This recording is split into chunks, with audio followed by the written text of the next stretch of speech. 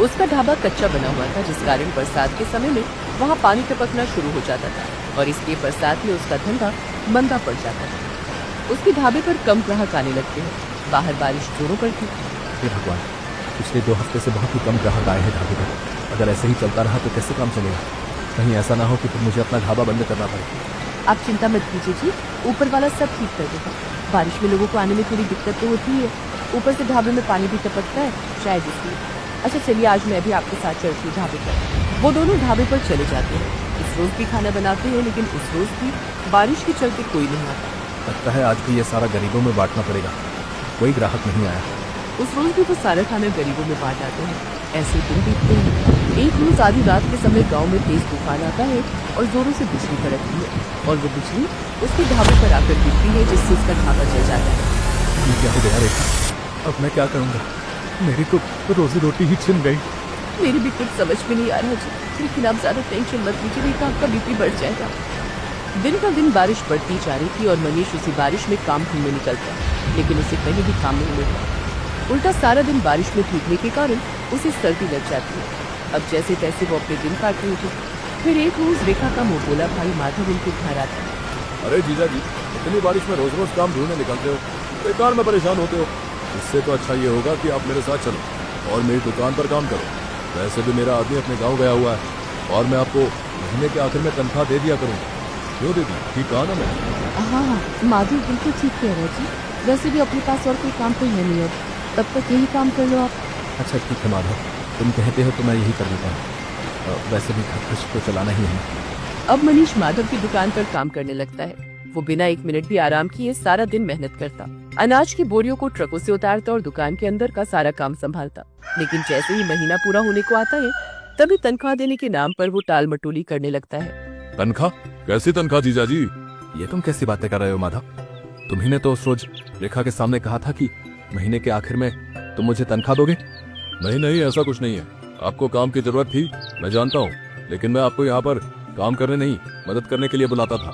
और मदद करने के लिए भी कोई पैसे लेता है क्या? ये तुमने मेरे साथ ठीक नहीं किया माधव, मैं तुम्हें देख लूंगा। अरे जाओ जाओ, बड़े आए मुझे सबक सिखाने वाले। मनीष दुखी मन से घर आ जाता है। आ गए आप? आज तो महीने का आखिर है, आज तो आपको तनख्वाह भी मिल गई होगी। तो पापा, फिर तो आप कल ही मेरे स्कूल की फीस भर दीजिए। आपको पता है मेरी टीचर मुझे रोज रोज फीस के लिए टोकती है।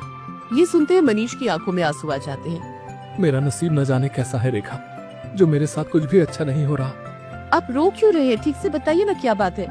फिर मनीष उसे सारी बात बताता है। हे राम, वो इतना बड़ा मक्कार निकलेगा मैंने कभी नहीं सोचा था।